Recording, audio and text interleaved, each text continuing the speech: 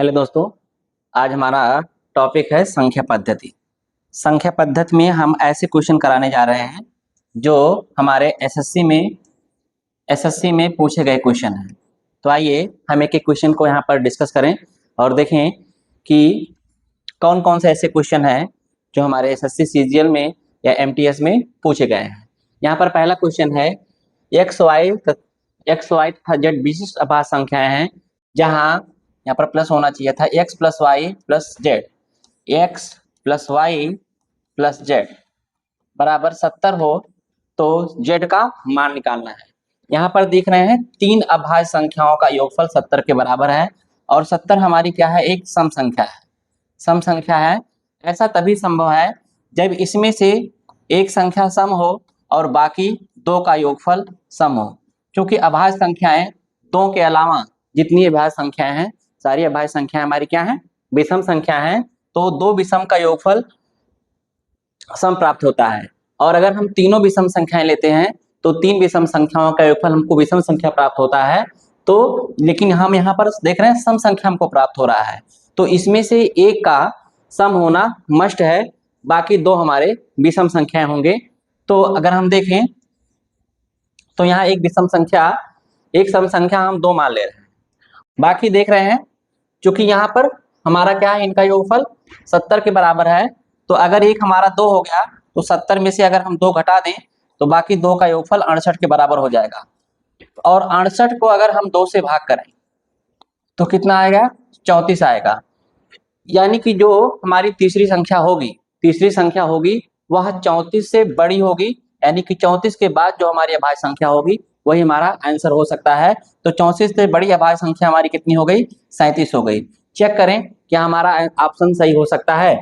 एक तो हमारा दो हो गया और दूसरा हमारा क्या हो गया, 37 हो गया। और तीसरी संख्या, इन दोनों का योगफल देख रहे हैं, अगर हम देखें तो 39 हो जाएगा और 70 में से अगर हम 39 को घटा दें तो एक हो जाएगा, यहाँ पर 31 मिलेगा। कितना मिल रहा है, 31 मिल रहा है। तो इन दोनों का योगफल कितने के बराबर हो रहा है, तीनों का योगफल 70 के बराबर हो जा रहा है और दो का योगफल देख रहे हैं 68 के बराबर हो जा रहा है। तो यानी कि हमारा जेड का मान कितने के बराबर हो जाएगा, 37 के बराबर हो जाएगा। तो हमारा सही आंसर क्या है, 37 है। चलिए आइए अगला क्वेश्चन देखें।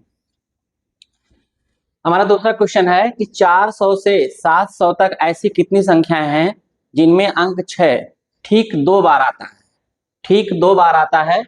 तो अगर हम देखें 400 से 700 के हमको बीच की बतानी है संख्या। तो 400 से 500 तक अगर हम चेक करें तो एक ही नंबर मिलेगा, वो भी 466। इसी तरीके से अगर 500 से अगर हम देखें 600 के बीच तो एक ही संख्या मिलेगी, कौन सी, 566। बाकी हमको बताना है 600 से लेकर के 700 तक ऐसी कितनी संख्याएं हैं जो जिनके अंतिम दो अंक 6 आएंगे। तो अगर हम चेक करें तो देख रहे हैं 600, अगर हम चेक करें तो यहाँ पर क्या कह रहा है, जिनमें अंक 6 ठीक दो बार आए। ये जरूरी नहीं है कि अंक वो बाद में आए या पहले आए, लेकिन लगातार हमारे जो है अंक वो दो बार 6 आने चाहिए। तो ऐसा हम देख रहे हैं 660 हो सकता है, 661 हो सकता है, 662 हो सकता है, 663 हो सकता है, 664 हो सकता है, 665 हो सकता है, 666 हो सकता है, 667 हो सकता है, 668 हो सकता है, 669 हो सकता है, 670 तो नहीं होगा। अब यहाँ पर चेक करें तो 1 2 3 4 5 6 7 8 9 10 ही हो गया और 10 और 2 12 हो गया, ठीक है। लेकिन यहाँ पर ऑप्शन दिया गया है 19 18 21 20 अभी, यानी कि और भी संख्याएं हमारी हैं, तो हमको सोचना पड़ेगा और कौन सी संख्याएं हो सकती हैं। देखें यहाँ पर अभी 6 लास्ट में आ रहा है। अगर हम देखें तो हमारी और कौन सी संख्या हो सकती है, और कौन सी संख्या हमारी हो सकती है,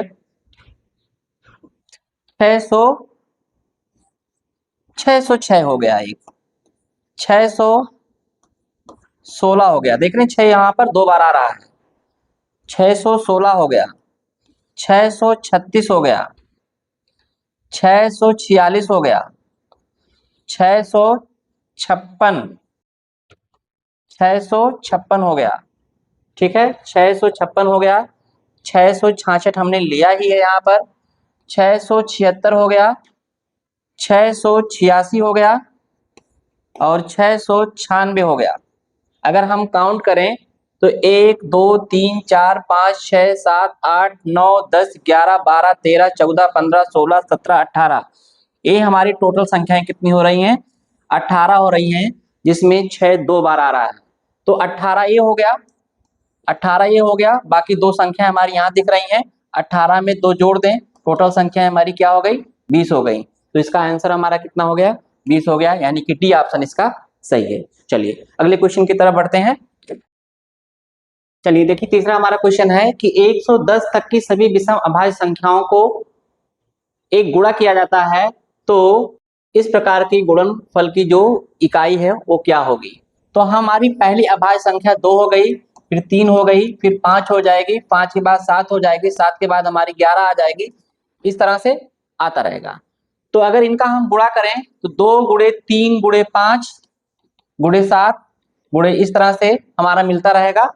तो यहाँ पर देख रहे हैं 5 में अगर हम 2 से गुणा करते हैं तो 5 दूना 10 होता है, इकाई का अंक हमको क्या मिल जाएगा? 0 मिल जाएगा। तो ऐसे ही जितनी भी अभाज्य संख्या इनके बीच में आएंगी, अगर उनको हम आपस में गुणा करेंगे तो वहां पर इकाई का अंक हमको क्या मिलेगा? 0 मिलेगा। इसका सही आंसर क्या है? 0 है, ऑप्शन ए सही इसका विकल्प है। अगला क्वेश्चन देखें। अगला क्वेश्चन दिया है कि x का मान जिसके लिए x प्लस 1 और x प्लस 3 सभी अभाज्य संख्याएं हैं। तो अगर हम x बराबर 2 लेते हैं तो यहाँ पर 2 रखें, यहाँ पर हमारा 3 हो जाएगा और 2 प्लस 3 क्या हो जाएगा? 5 हो जाएगा। तो देख रहे हैं ये लगातार 3 अभाज्य संख्या मिल रही हैं। कौन कौन सी मिल रही हैं? 2 3 5 मिल रही हैं। तो इसका सही आंसर हमारा क्या है? 2 है। तो यहाँ पर x का मान क्या हो जाएगा? 2 हो जाएगा। चलिए अगले क्वेश्चन की तरफ बढ़ते हैं। अगला क्वेश्चन कह रहा है कि यदि n square minus 33, n square minus 29 और n स्क्वायर माइनस 31 अभाज्य संख्याएं हैं, तो n के संभावित मानों की संख्या क्या है? जहां n एक हमारा क्या है? पूर्णांक है। देख रहे हैं यहाँ पर n square minus 33, n square minus 31 और n स्क्वायर माइनस यहाँ पर 29। देख रहे हैं इनकी बीच जो डिफरेंस है वो कितने कितने का है? 2 2 का है। तो हमको ऐसी संख्या का मान निकालना है और हमको ये भी चेक करना है कि n हमारी क्या है? एक पूर्णांक संख्या है। n हमारी एक पूर्णांक संख्या है। अगर हम इसको पलट के लिखें, अगर हम इसको उल्टा लिख लें कि n स्क्वायर माइनस 29 और n स्क्वायर माइनस 31 और n स्क्वायर माइनस 33 अगर कर लें और देख लें इनके बीच में जब 2 ही का गैप है, अगर हम प्लस 2 जोड़ रहे हैं तो हमको अगली संख्या मिल रही है। तो ऐसी अभाज्य संख्या हमारी है कौन कौन सी? 3 हो सकती है, 5 हो सकती है, 7 हो सकती है। ऐसी ही 3 ऐसी अभाज्य संख्याएं हैं जिनके बीच में जो गैप है वह 2 2 का है, 2 2 का है, यानी कि प्लस 2 जोड़ने के बाद हमको अगली संख्या मिल रही है। तो यहां से हमको n का मान निकालना है। तो हम क्या करें, यहां से n स्क्वायर माइनस 33 बराबर अगर हम 2 रखते हैं, सॉरी n स्क्वायर माइनस 33 बराबर अगर हम 3 रखते हैं, तो n स्क्वायर बराबर हो जाएगा 3 प्लस 33, तो n स्क्वायर बराबर हो जाएगा 36 के। यहाँ से n का मान निकाल लेंगे, अंडर रूट 36 हो जाएगा और यहाँ पर हमारा कितने के बराबर हो जाएगा? n की वैल्यू 6 के बराबर। हमारा अगला क्वेश्चन है कि 3 अभाज्य संख्याओं का योगफल 100 है। 3 अभाज्य संख्याओं का योगफल 100 है यदि उनमें से एक किसी दूसरी संख्या से 36 अधिक है, तब इन संख्याओं में से एक संख्या है। यानी कि जो है हमारी 3 संख्या है, मान लेते हैं x plus Y plus Z, इनका योगफल कितने के बराबर है? 100 के बराबर है। ठीक है, तो इसमें से एक संख्या का सम होना जरूरी है। ठीक है, तभी बाकी दो संख्याओं को जोड़ेंगे, इनका योगफल सम आएगा, और सम में सम जोड़ेंगे तब इनका योगफल सम आएगा। ठीक है, तो एक संख्या सम है और सम दो ही ऐसी अभाज्य संख्या है जो सम अभाज्य संख्या है। तो एक संख्या तो हमारी फिक्स हो गई, वह संख्या हमारी 2 हो गई, बाकी दो का योगफल, यानी कि अगर हम कहें y प्लस जेड का योगफल कितने के बराबर हो जाएगा, 100 में से अगर 2 घटा दें तो इनका योगफल 98 के बराबर हो जाएगा। ठीक है, लेकिन यहाँ पर एक कंडीशन दिया गया है कि एक संख्या दूसरी संख्या से 36 अधिक है। 36 अधिक है, अगर हम देखें तो z बराबर हो क्या जाएगा, z बराबर हो जाएगा y प्लस 36 के, y प्लस 36 के। इसी में हम क्या करें, z का मान रख दें y प्लस 36, ये कितने के बराबर हो जाएगा, 98 के बराबर हो जाएगा। 2y बराबर हो जाएगा 98 माइनस 36 के, आगे यहाँ पर 2 और 6 9 में से अगर हम 3 घटा देंगे तो कितना हो जाएगा, 6। 2y बराबर हमारा कितना हो गया, 62 के। अगर हम यहाँ से y का मान निकाल लें तो y बराबर हमारा 31 के बराबर हो जाएगा, 31 के बराबर हो जाएगा। तब इनमें से एक संख्या है, संख्या पूछा जा रहा है, एक हमारी 31 हो गई, एक संख्या हमारी कितनी हो गई, 31 हो गई। दूसरी संख्या हम निकाल सकते हैं, इसमें हम कितना जोड़ दें, इसमें अगर हम 36 जोड़ दें तो हमारा कितना हो जाएगा, 7 आ जाएगा, 6 67 आ जाएगा। एक संख्या हमारी 31, दूसरी 67 और तीसरी संख्या हमारी 2 हो गई, यानी कि 2 प्लस 67 और प्लस देखें 31, इनको अगर हम जोड़ेंगे तो इनका योगफल कितने के बराबर हो जाएगा, 100 के बराबर हो जाएगा। तो इसमें हमारा कौन सा विकल्प सही है, इनमें से कोई नहीं, इनमें से कोई नहीं। चलिए अगले क्वेश्चन की तरफ बढ़ते हैं। चलिए अगला क्वेश्चन कह रहा है कि निम्नलिखित कथनों पर विचार करें। दो लगातार पूर्णांक में से एक सम है, विषम पूर्णांक का वर्ग 8n प्लस n के रूप में है, उपरोक्त कथनों में से कौन सा सही है। चलिए हम देखें, अगर हम पूर्णांकों की बात करें, पूर्णांकों की बात करें तो पूर्णांक हमारे निगेटिव और पॉजिटिव दोनों होते हैं। तो 0 हो गया, 1 हो गया, 2 हो गया, 3 हो गया, 4 हो गया, 5 हो गया, 6 हो गया। तो इस तरह से हमारे यहाँ पर, और निगेटिव हमारी संख्याएं भी यहाँ हो जाएंगी, -1 हो जाएगा, -1 हो जाएगा, -2 हो जाएगा, 0 हो गया, यहाँ पर 0 हो गया, -1 हो गया, -2 हो गया। इस तरह से हमारी पूर्णांक संख्या है। तो पहला कथन कह रहा है कि दो लगातार पूर्णांकों में से एक सम है। तो अगर हम देखें 0 और 1 की बात करें, 1 और 2 की बात करें, 2 और 3 की बात करें, 3 और 4 की बात करें, तो देख रहे हैं 1 के बाद 2 आ रहा है, 2 हमारी क्या है, सम संख्या है। 3 के बाद 4 रहा है, 4 आ रहा है, ये हमारी क्या है, सम संख्या है। 4 के बाद 5 आ रहा है, 5 हमारी क्या है, सम संख्या है। तो सॉरी 5 विषम संख्या है। तो यहाँ पर देख रहे हैं कि अगर एक विषम संख्या है उसके बाद जस्ट सम संख्या आ रही है, यानी कि पहला विकल्प हमारा सही है कि ये लगातार दो पूर्णांकों में एक क्या होती है, एक सम संख्या होती है और एक विषम संख्या होती है। यहीं पर हम चेक कर सकते हैं, जैसे 1 2 ले रहे हैं, 1 और 2 ये दो लगातार पूर्णांक हैं, तो 1 हमारी विषम है, 2 हमारी क्या है, सम है। 3 4 ले रहे हैं तो 3 हमारी विषम है, 4 हमारी क्या है, सम संख्या है। 2 और 3 ले लें तो 2 हमारी सम है, 3 हमारी क्या है, विषम संख्या है। तो पहला विकल्प इसका सही है। ठीक है, दूसरे में कह रहा है कि विषम पूर्णांक का जो वर्ग होता है, विषम पूर्णांक का वर्ग 8n प्लस 1 के बराबर होता है।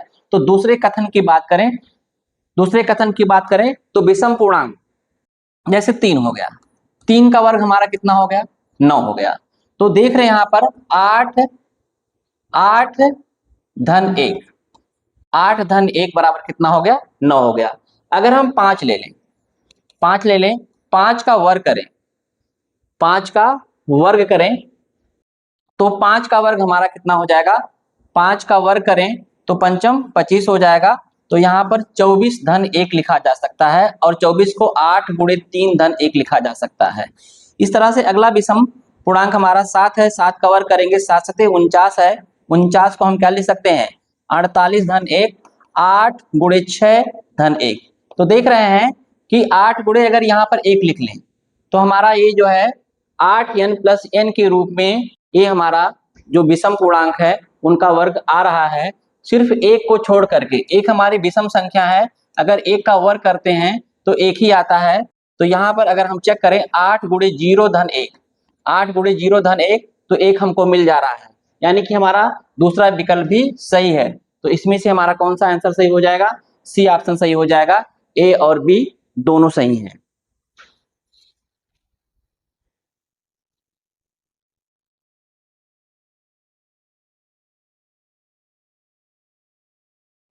चलिए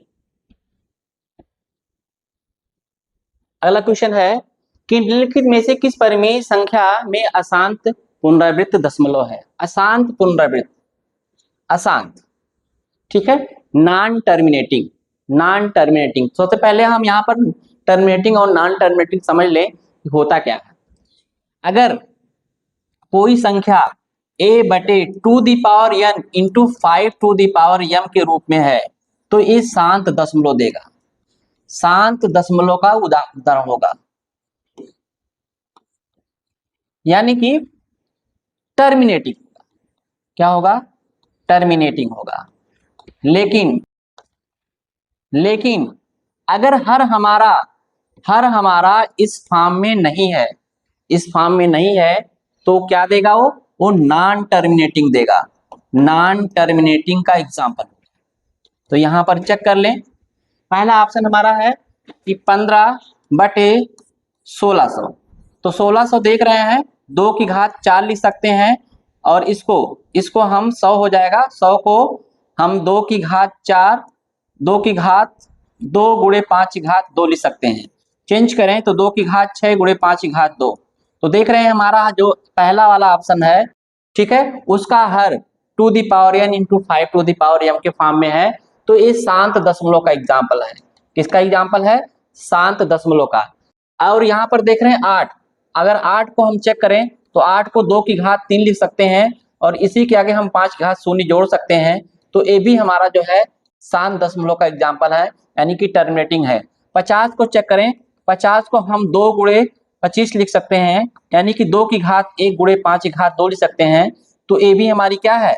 ये भी हमारा शांत दशमलव का एग्जाम्पल है। और यहाँ पर देख रहे हैं 6 है, 6 को हम 2 गुणे 3 लिख सकते हैं।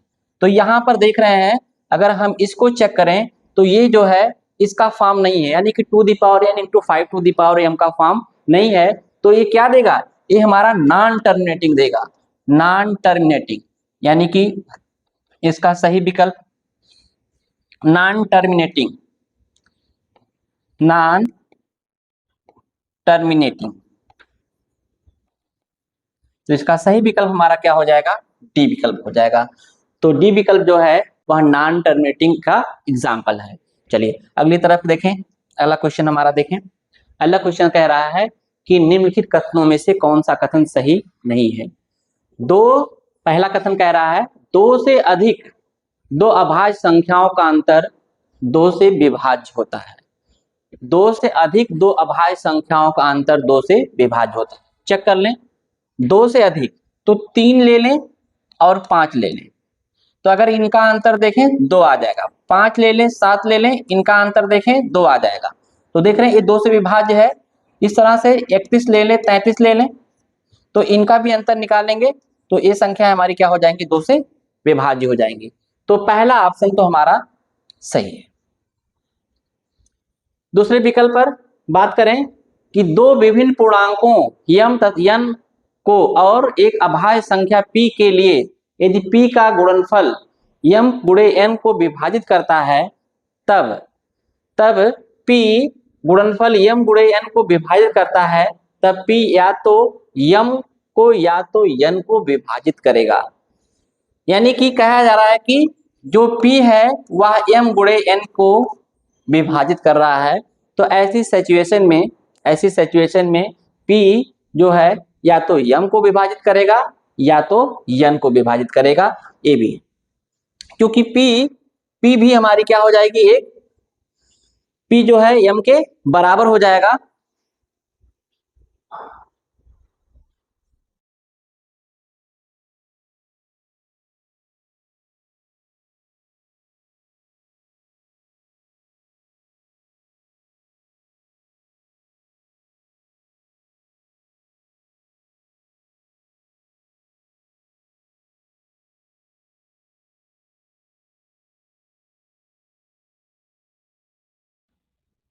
ठीक है। अगर हम चेक करें इसका बी ऑप्शन चेक करें तो जो है यम गुणे एन बटे पी, तो ये हमारा विभाजित हो जाएगा, तो ये भी ऑप्शन हमारा क्या हो जाएगा, सही हो जाएगा। तीसरा अगर देखें, यदि एक संख्या 6n-1 के रूप में है, यदि एक संख्या 6n-1 के रूप में है, इसके आगे क्या लिखा गया है कि अभाज्य संख्या है कि नहीं है, तो ये जरूरी नहीं है कि वह अभाज्य संख्या ही हो, अभाज्य संख्याएं 6n +-1 के फॉर्म में होती हैं, लेकिन जरूरी नहीं है कि सारी जो है संख्याएं 6n-1 के रूप में जो है वे हमारी क्या है, अभाज्य संख्या ही हो। तो ए विकल्प जो है गलत हो जाएगा। अगर हम डी विकल्प की बात करें, 3 अभाज्य संख्याओं का केवल एक ही ऐसा समुच्चय है जिनमें दो निकटवर्ती अभाज्य संख्याओं में 2 का अंतर है। 3 अभाज्य संख्याओं का केवल एक ही ऐसा समुच्चय है जिनमें दो निकटवर्ती अभाज्य संख्याओं में अंतर 2 है। वह निकटवर्ती संख्या है क्या, 3 है, 5 है, 7 है। इसके अलावा ऐसी कोई भी निकटवर्ती संख्या नहीं है जिनके जो है दो संख्याओं का अंतर 2 के बराबर हो। ठीक है, दो संख्याओं का अंतर 2 के बराबर हो, तो डी विकल्प भी हमारा सही हो जाएगा, बी विकल्प भी सही हो जाएगा, ए विकल्प भी सही हो जाएगा। हमारा जो सी विकल्प है यही गलत है, यानी कि हमारा सही आंसर क्या है, सी है। चलिए अगले क्वेश्चन की तरफ बढ़े। अगला क्वेश्चन कह रहा है कि ए बी एक 2 अंकीय अभाज्य संख्या है जहां ए और बी बराबर नहीं है। यदि ए बी को विपरीत किया जाता है तो संख्या बी ए भी एक अभाज्य संख्या है, तो ऐसी संख्याओं का हमको योगफल ज्ञात करना है। तो ऐसी संख्याओं को योगफल ज्ञात करना है, तो ऐसे क्वेश्चन को हमको रट लेना चाहिए। जब हम रट लेंगे तो हमको सीधे सीधे आंसर मिल जाएगा और हमको ऐसी संख्याओं को याद भी नहीं करना पड़ेगा। फिर भी यहाँ हम चेक करें कौन कौन सी संख्या हो सकती है। 11 सबसे छोटी 2 अंकों की अभाज्य संख्या हमारी क्या है, 11। 11 के बाद हमारा 13 मिलेगा, 13 के बाद हमारा क्या मिलेगा, 14, 15 तो है नहीं, 16 भी नहीं है, 17 मिलेगा, 17 के बाद 18, 19, 19 मिलेगा, 19, 20, 21, 22, 23 मिलेगा, 24, 25, 26, 27, 28, 29 मिलेगा, फिर 31 मिलेगा, 30, 31, फिर हमारा 31, 32, 33, 34, 35, 36, 37 मिलेगा, 37, 38, 39, 40, 41 मिलेगा, 41 के बाद फिर हमारा 43 मिलेगा, 43 के बाद 47 मिलेगा, 44, 45, 46 ये हमारी सब भाज्य संख्या है। 47 के बाद 48, 49, 50, 51, 52, 53 मिलेगा, 53, 53 के बाद 54, 55, 56, 57, 58, 59, 60, 61, 62, 63, 64, 65, 66, 67, 68, 69, 70, 71, 72, 73, 74, 75, 76, 77, 78, 79, 80, 81, 82, 83, 84, 85, 86, 87, 88, 88, 89,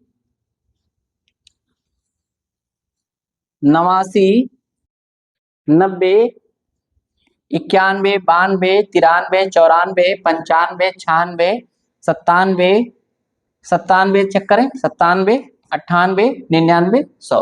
तो और कोई संख्या नहीं मिलेगी। यानी कि अगर देखें तो हमारी टोटल अभाज्य संख्याएं हो कितनी जाएगी। वैसे 1 से लेकर 100 तक कुल हमारी अभाज्य संख्याओं की संख्या कितनी है, 25 है। कितनी है, 25 है। तो जरा चेक करें हमारी संख्या कितनी आ रही है। अभी इसमें छूट क्या रहा है, 2 छूट रहा है, 3 छूट रहा है, 5 छूट रहा है, 7 छूट रहा है। ये हमारी संख्याएं छूट रही हैं, बाकी संख्याएं हमारी 21 होनी चाहिए। चेक करें, 1, 2, 3, 4, 5, 6, 7, 8, 9, 10, 11, 12, 13, 14, 15, 16, 17, 18, 19, 20, 21 संख्या ऐसी हमारी मिल रही है। अगर हम 11 को पलट दें, ठीक है, यहाँ पर हम लिखते चल रहे हैं, 11 को पलट दें तो 11 मिल जाएगा, 11 मिल जाएगा। तो पहली संख्या हमारी 11 हो जाएगी, क्योंकि पलटने के बाद भी हमको अभाज्य संख्या मिलनी चाहिए। तो पहली संख्या हमारी क्या हो गई, 11 हो गई। 11 को हम ले रहे हैं। 13 को पलटेंगे 31 मिलेगा, तो हम 13 को भी कंसीडर कर रहे हैं, 13 को भी कंसीडर कर रहे हैं। 17 भी ले रहे हैं, 17 को पलटेंगे, 71 मिलेगा, इसको भी हम कंसीडर कर रहे हैं। 19 19 को पलटेंगे 91 मिलेगा, 91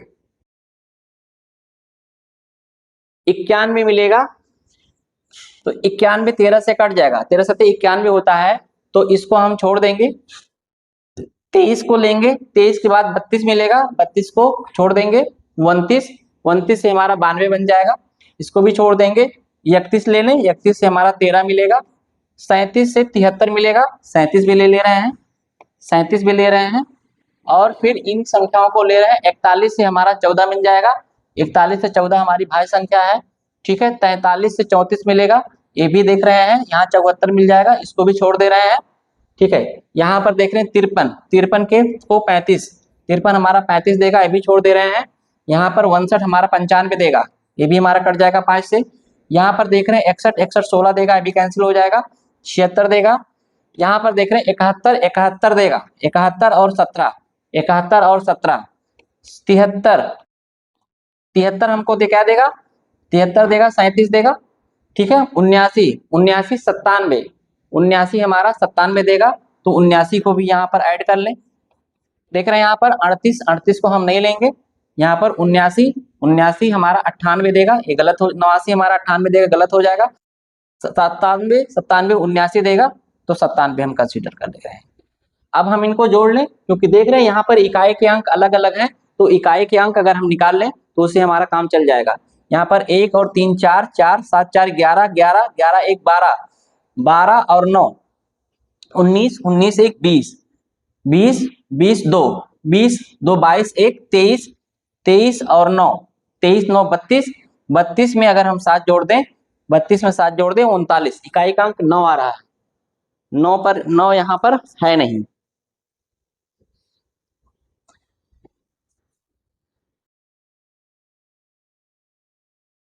नौ यहाँ पर है नहीं, ठीक है। तो अगर हम 11 को छोड़ दें, 11 को छोड़ दें, तो यहाँ पर इकाई का अंक हमारा कितना आ जाएगा, 8 आ जाएगा, इकाई का अंक 8 आ जाएगा। फिर से हम चेक कर ले, 7 3 10, 10 1 11, 11 11 और 7, 11 7 18, 18 18 1 19, 19 19 19 1 20, 20 2 22, 22 और 9, 22 और 9 देखें हमारा तो 37 हो जाएगा, 22 9 22 और 9 31, 31 और 7 38 हो जाएगा, 38 के 8 हो गया, 3 हमारा हासिल बचा, 3 1 4, 4 1 5, 5 5 3 8, 8 3 8 3 11, 11 और 7, 11 में अगर 7 जोड़ देंगे 18, 18 में 7 जोड़ देंगे 25, 25 में 7 जोड़ देंगे 32, और 32 में अगर हम देखें 9 जोड़ दें तो हमको 41 मिलेगा, यानी कि हमारा आंसर क्या मिल जाएगा, 418। तो इसका सही विकल्प क्या है, 418 है, 418 है। यहाँ पर हमको ध्यान रखना है 11 को कंसीडर नहीं करना है, क्योंकि 11 को हमको फिर वही संख्या मिल जा रही है, यानी कि ए बी जो है ये रूप नहीं बदल पा रहा है, ठीक है, या बी ए नहीं बन पा रहा है, फिर से हमको ए बी मिल जा रहा है, तो हम यहाँ पर 11 को नहीं लेंगे, 11 को नहीं लेंगे, 11 को छोड़ देंगे, ठीक है। बाकी संख्या हमारी 13 से जो शुरू हो जाएंगी, 13 से लेकर के इतनी संख्या जो बनेंगी उनको जोड़ लेंगे, उनका योगफल कितना आ जाएगा, 418 आ जाएगा। तो ऐसी संख्याओं को हम याद कर लें, ऐसे क्वेश्चन को याद कर लें। क्वेश्चन हमको कैसे याद हो जाएगा कि ए बी अगर कोई दो अभाज्य संख्याएं हैं, दो अंकों की अभाज्य संख्या, उनको पलट देने पर बी ए बन रहा है, तो ऐसी संख्याओं का जो योगफल हो जाएगा वह कितने के बराबर हो जाएगा, 418 हो जाएगा। और ऐसी कितनी संख्या हमको मिलेंगी, अगर संख्या की संख्या पूछ रहा है तो 1 2 3 4 5 6 7 8, तो ध्यान रखेंगे ऐसी हमारी टोटल संख्याएं कितनी है, 8 है, ठीक है। चलिए आइए देखिए अगला क्वेश्चन देखिए। अगला क्वेश्चन कह रहा है कि यदि m 0 m 0 और 50 के बीच की अभाज्य संख्या है और n 50 और 100 के बीच की अभाज्य संख्याओं की संख्या है, तो m माइनस n के बराबर है।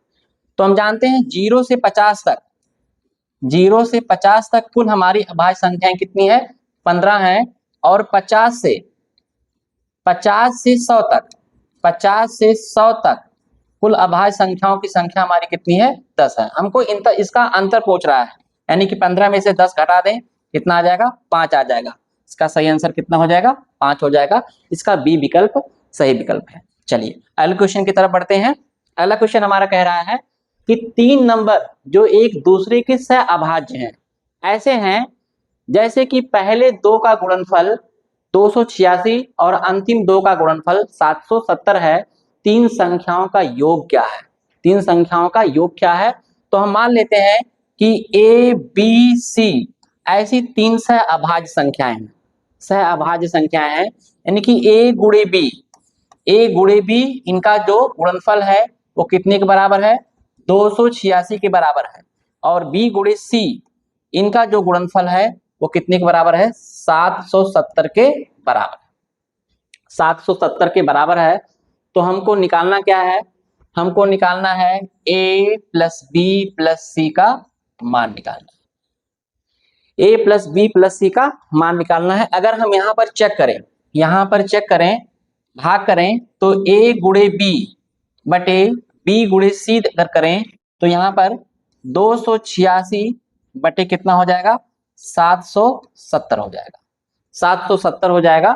यहाँ पर अगर साथ में शून्य जोड़ दें, 7 मिलेगा और साथ में से 60 घटा दें, शून्य मिल जाएगा, यानी कि 77 11 से कट जाएगा। इसको भी चेक कर लें, 6 2 8, 8 में से 8 घटा देंगे तो शून्य मिलेगा, यानी कि दोनों संख्याएं हमारी 11 से कट जाएंगी। तो पहले 11 से काट दें, 11 दूना 22, 11 छक्का 66 और यहाँ पर 11 सत्ते 77, ये 70 मिल गया। और फिर अभी हम 2 से काट सकते हैं, यहाँ पर 13 मिल जाएगा और यहाँ क्या मिल जाएगा? 35 मिल जाएगा। और यहाँ से हमारा b से b कैंसिल हो जाएगा, तो a बटे c का मान हमारा कितना हो जाएगा? 13 हो जाएगा और 35 हो जाएगा। यानी कि यहाँ से अगर हम देखें तो a बराबर 13 मिल जाएगा और c बराबर कितना मिल जाएगा? 35 मिल जाएगा। दो संख्या मिल गई, तीसरी संख्या हम ज्ञात कर सकते हैं। तीसरी संख्या हमारी क्या हो जाएगी? अगर हम b का मान निकालना चाहें तो यहाँ पर देखें a का मान हमको 13 मिला है, 13 गुणे b बराबर कितने के बराबर हो जाएगा? 286 के बराबर हो जाएगा। तो b बराबर क्या हो जाएगा? 286 बटे 13, 13 एकम 13, 13 दूना 26, 13 है। चूंकि दो हमको सह अभाज्य संख्या निकालना है, तो अगर सह अभाज्य संख्या का अगर हम जोड़ा बनाएं, सह अभाज्य संख्या का जोड़ा बनाएं तो क्या मिल जाएगा? 13 22 और हमारी 35। हमको यहाँ सह अभाज्य संख्या में ये नहीं देखना है, दो का अगर हम जोड़ा बनाएंगे बस इसमें देखना है कि इनका मासा एक होना चाहिए। 13 और 22 का मासा एक होना चाहिए, 22 और 35 का मासा एक होना चाहिए, तभी ये सहअभाज्य संख्या होंगी। इनका हमको योगफल निकालना है। 13 प्लस 22 और प्लस 35 को हम जोड़ लें, जो आ जाएगा वही हमारा आंसर हो जाएगा।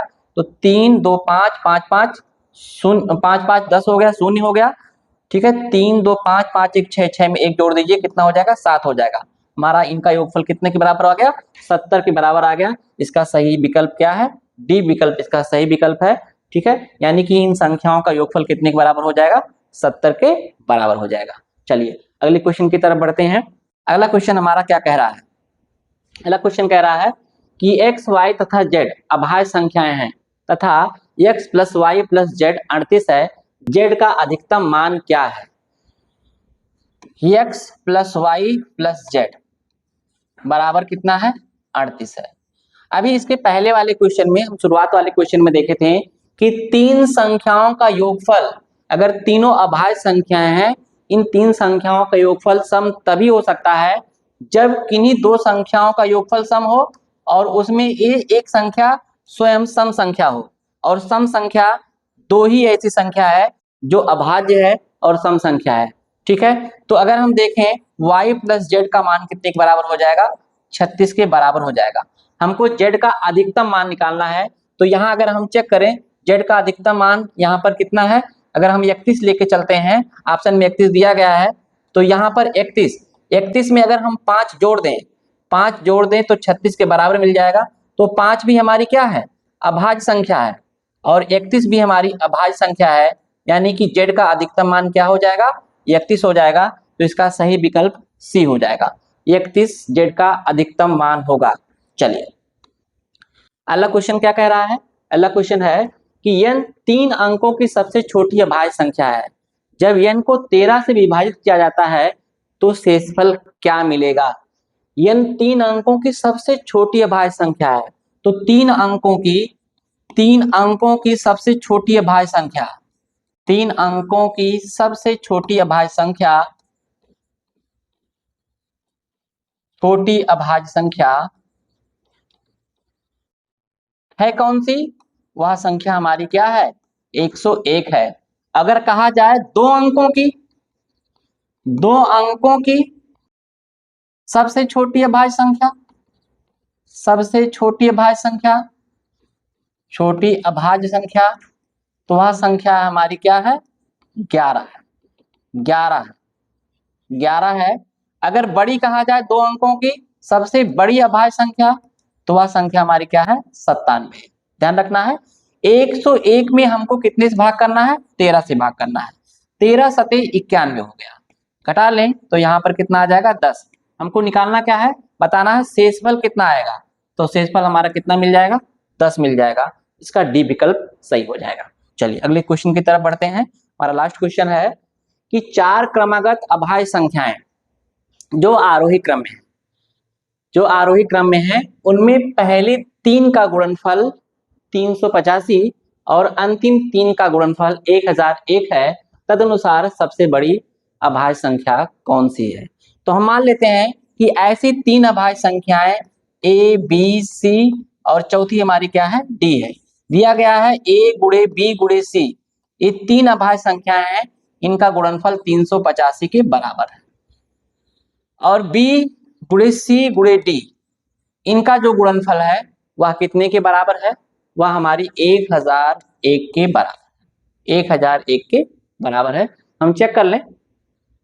अगर हम देखें ए गुणे बी गुणे सी बटे बी गुणे सी गुणे डी करें, तो यहां पर हमको क्या मिलेगा? 385 बटे 1001। 1001 ये कटेगा किससे? अगर हम देखें तो ये हमारा 7 बचे 35, 3 मिलेगा, 7 से कैंसिल हो जाएगा। पहले 7 से काट लें, 7 से इसको भी चेक कर लें, हो सकता है कट जाए। तो 1001 पहले 7 से देखें भाग लगेगा कि नहीं लगेगा। 7 से भाग करें, 7 सते 7 एक कम 7, यहाँ पर 3 मिला 0, 7 चौक 28, 28 2 मिला और 1 मिला, 7 त्रिक 21, कैंसिल हो गया 143। तो 7 से काट दें, 7 बचे 35, 7 बचे 35 और यहाँ पर कितना आ गया? 143 आ गया। यहाँ पर 55 बटे 143, 11 से कट जाएगा, 11 बचे 55 और 11 से अगर हम काटेंगे तो 11 एक कम 11 और 11 यहाँ 33, ठीक है। और यहाँ से देख रहे हैं बी से बी कैंसिल हो गया, सी से सी कैंसिल हो गया, ए बटे डी की वैल्यू कितने के बराबर आ जाएगी? 5 बटे 13 के बराबर आ जाएगी। यानी कि एक संख्या हमारी कितनी आ जाएगी? एक संख्या 5 आ जाएगी और हमारी अंतिम संख्या कितनी आ जाएगी? 13 आ जाएगी। और इसमें कहा जा रहा है कि सबसे बड़ी अभाज्य संख्या है कौन सी? तो सबसे बड़ी अभाज्य संख्या हमारी कौन सी हो जाएगी?